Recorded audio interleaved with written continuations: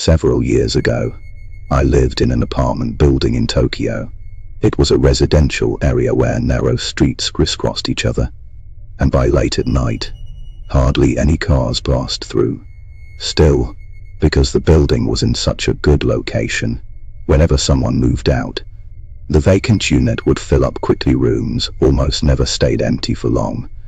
But for some reason, only the unit next to mine, 202, had an unusually high turnover rate. Every time a tenant moved out, it wouldn't be long before someone new moved in. One day when I came home, I saw movers going in and out of 202 again. Since the turnover rate for that unit was so high, I wasn't surprised anymore. I figured a new tenant had arrived. A few days later, I noticed that this new neighbor was someone who came home very late every night. Then one night, I was jolted awake by the sound of a door slamming hard. It felt like my entire room shook. Right after that, I heard hurried footsteps running down the hallway. I thought it must be the neighbor coming home. But suddenly, slow footsteps echoed through the corridor. They sounded unusually close, but I didn't pay much attention. I tried to go back to sleep, but then, strangely, the footsteps stopped right in front of my door. My guard went up a little. I reminded myself that I'd checked before bed the door was locked. It's fine. Just as I was starting to feel reassured, I heard the door click open. I was terrified. I yanked the blanket over my head, my heart pounding so hard I thought it might burst. My whole body went rigid, but oddly enough, after the door opened, the room fell into an unnatural silence. I didn't hear footsteps coming inside. I held my breath, straining to catch any sound in the room. All I could hear was my own heartbeat hammering in my ears. I didn't dare move. I didn't dare peek out from under the blanket. All I could do was lie there in the darkness, praying it was just my imagination. Or maybe the wind had blown the door open. After what felt like an eternity, maybe seconds, maybe minutes, I heard a low, heavy breathing coming from beside the bed. That eerie breathing was slow and deliberate, as if searching for something, and it made cold sweat break out all her body. I squeezed my eyes shut. My mind raced. Was it a burglar? Or no, don't. Wait, the door was locked. Could it be the guy from 202 who got the wrong room?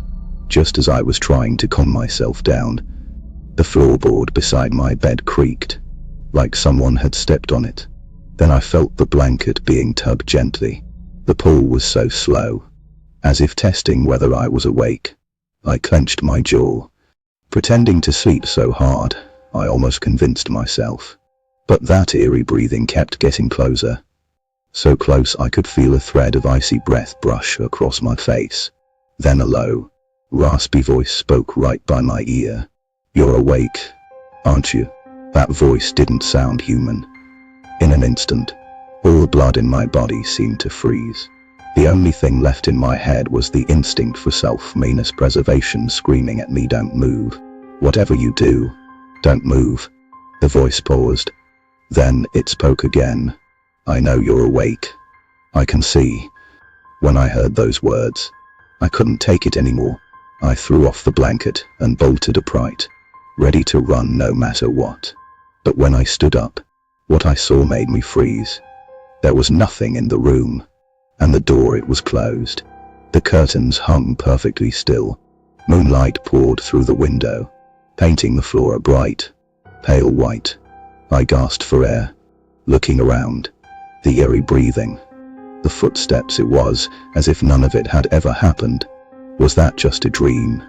I tried to calm myself down. Just as I was finally starting to settle, I heard a soft sound behind me. A laugh. Cold, mocking. I turned around slowly, my nerves on edge. And then I saw a shadow cast on the wall by the headboard. A pitch-black, blurry human shape. Its head was tilted, its shoulders hunched unnaturally high, like a deformed silhouette that had been stretched and twisted by something. I stared in horror, wanting to scream, but my throat felt blocked. No sound came out. Suddenly, a constant self. All the lights in my room went out at once. In the moonlight, the shadow became even clearer, and it was moving slowly, peeling itself off the wall, coming toward me. By then, I couldn't think anymore. Everything I did was pure instinct. I stumbled off the bed and lunged for the door. My hands were shaking so badly, I could barely turn the lock. But I managed to wrench it open and staggered out into the hallway. I didn't dare look back. Behind me, I could hear it thud. Thud. Thud, heavy, rapid footsteps chasing after me. It seemed to be thud. Thud. Thud, heavy, rapid footsteps chasing after me. It seemed to be. I ran to the stairwell, panting, and pressed myself against the cold wall, trying to catch my breath. I cowed and resisted glancing back. At the end of the corridor, the door to room 202 was half open. Slowly, through the narrow gap, a pale face slipped into view.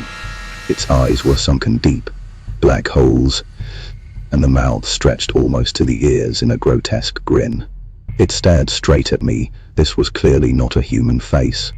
Just then, another set of footsteps thundered closer, faster.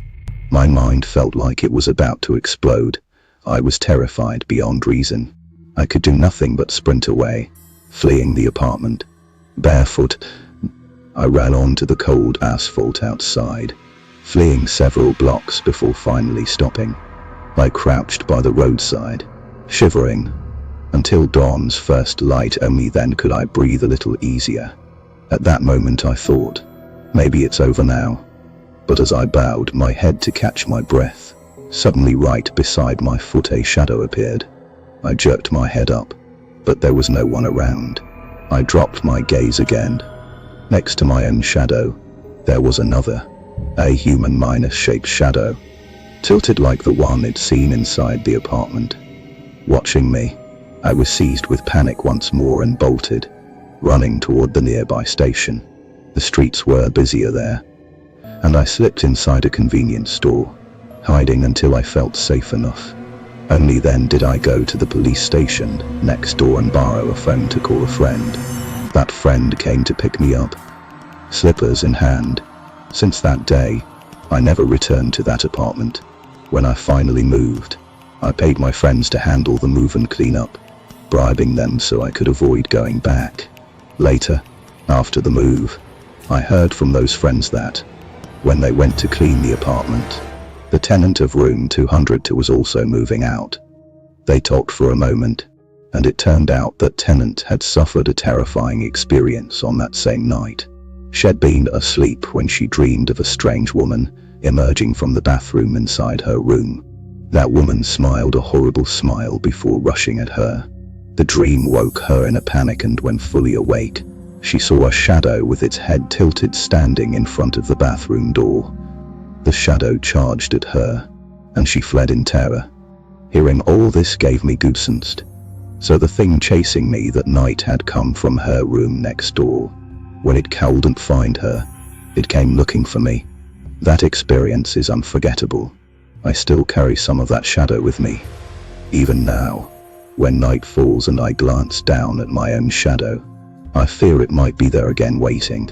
Back when I was still a student, I sometimes worked part-time at a moving company, mostly on holidays. At the time, he'd heard of jobs that involved moving furniture in the dead of night, what we called night escapes. These jobs typically meant light loads, fewer belongings, and extra pay for secrecy. It sounded like the perfect gig, yet I'd never taken one. Then one day, the company called me and asked if I could come in tomorrow. Since it was a weekday, I was curious and asked, "Is this a night escape job?" "No, they said. "It's a daytime move." But their tone was urgent, as if desperate for workers. I only had a few classes that day that didn't take attendance, plus one cancelled, so I took the shift. It was a 2-person team task. The company asked if I wanted to bring a friend along. I thought of a classmate with the same schedule and invited him. On moving day, we picked up our uniforms and the company truck, then headed to the client's home. The building was a bit old, 2 rooms and a living room, plus a kitchen. The kind of place someone might choose to have a bit of space. We were greeted by a woman, her 20s, looking like an ordinary office worker. She had taken the day off to move and looked exhausted, complaining, "This is such a hassle." Her face was drawn. I asked gently if she was okay. She smiled faintly. "I'm fine, just a little stomachache." Her packing was rushed clothes and dishes shoved randomly into boxes. The fridge still had food. While sorting through things, I accidentally dropped my spherical keychain. It rolled into the messy pile of boxes. I went searching. The room had no gaps or tight spaces. Finding it should be easy. Still, it was nowhere to be found. So I asked the woman, "Have you seen anything roll this way?" She answered flatly. I asked the woman, "Have you seen anything roll this way?" She answered flatly, "Did you drop something?" "Yes," I said. "Then I guess you won't find it." Hearing that, I was a bit puzzled but didn't press further. I kept tidying up and moved the cardboard boxes aside to search, but the charm was really gone. After that, we started packing up the appliances, making sure to take proper precautions. The whole job took about an hour. The woman seemed slightly calmer afterward. She even handed my friend and me each a can of coffee. We accepted quietly and sat down to rest for a moment. At that moment, I realized the room had surprisingly good ventilation and natural light, so I casually said, "This room's actually pretty nice."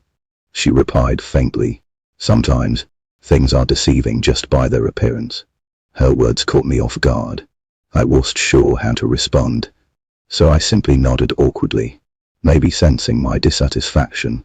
She continued, "Then why don't you try moving that wardrobe over there?" It was a small, single-person wardrobe. My friend and I lifted it from either side and shifted it aside.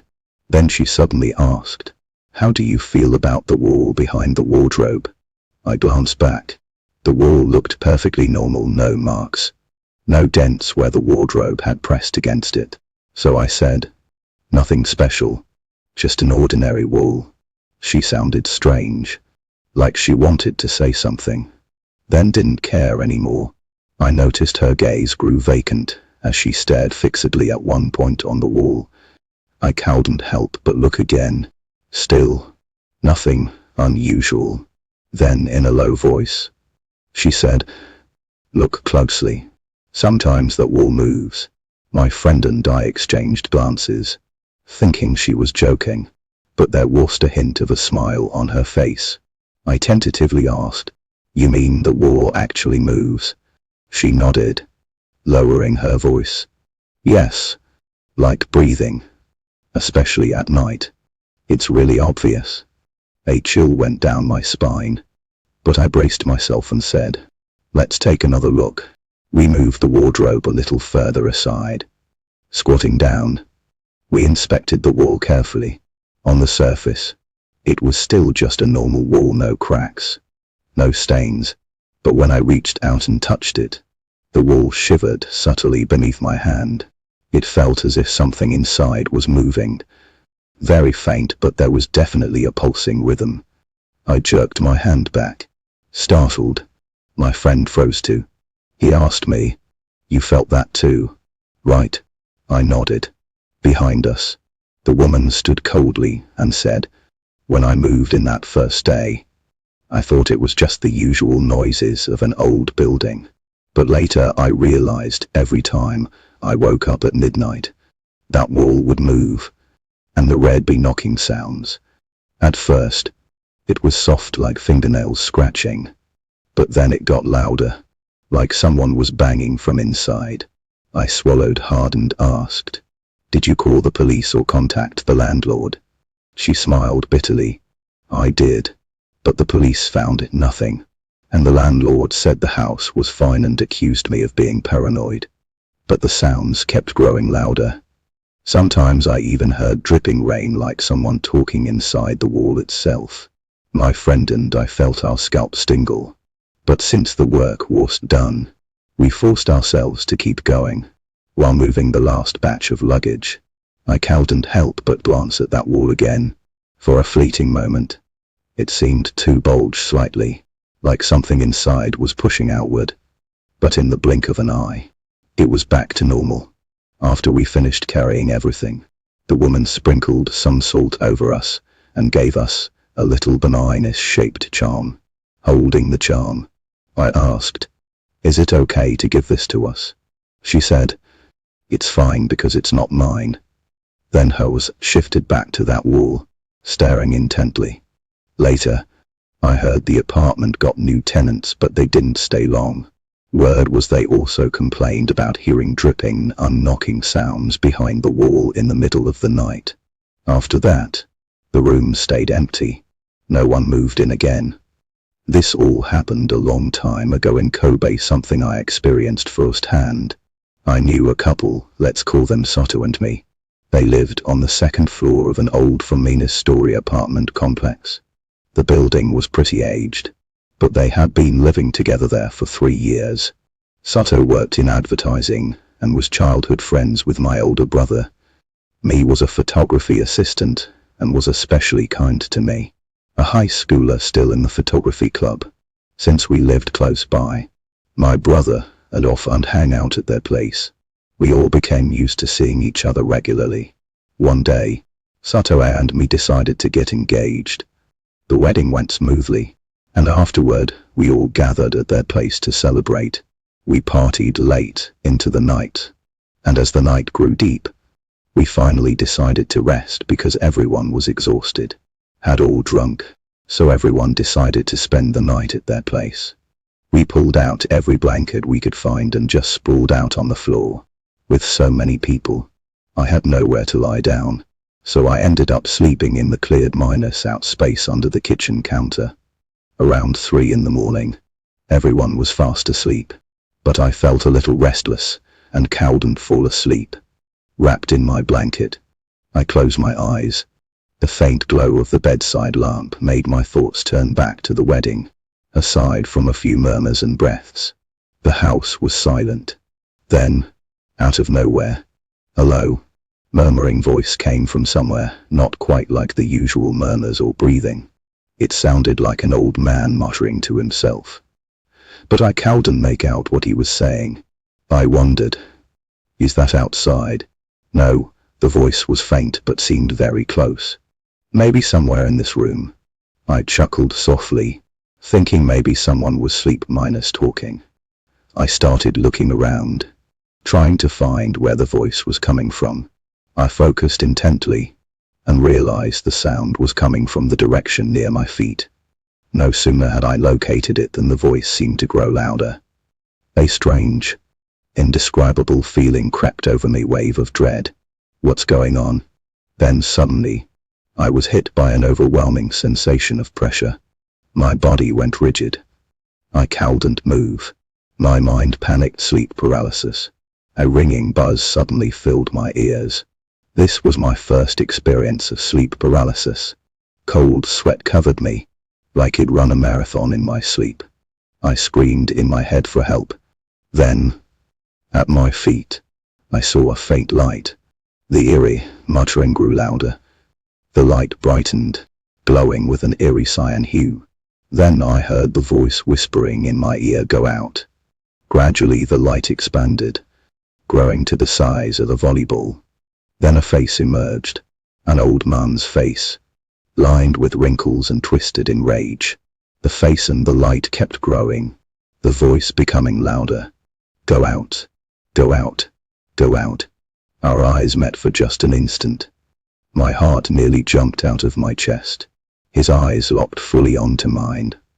The voice shifted to a furious roar, commanding me to get out. I was trapped, unable to move, and prayed silently, "I will go out. He'll leave right away. I'm sorry." I repeated this over and over. Sweat drenched me. Slowly, the voice softened. The pressure lifted. Silence returned. Only my heavy breathing filled the quiet room. I crawled out of the closet, nearly in tears, and ran to Miharu. Startled awake, She asked what was wrong, because that night was their wedding night. I couldn't bring myself to tell her what had happened, so I forced a weak smile. Just a scary dream. She gently stroked my head. It's okay. With Miharu by my side, I finally fell asleep. The next morning, Miharu and a few others had already left for work. After brunch at a family restaurant, the rest of us parted ways. I never mentioned the old man's apparition that night, because I respected Satu and Miharu so much. I couldn't bring myself to share such an unlucky tale. I even wished it had been nothing but a dream. Later, some time passed, and Miharu and I ate lunch alone. After some light chatting, her smile faded. Her tone turned serious. Strange as it sounds, I think there's something bad in my place. I asked, what kind of bad thing?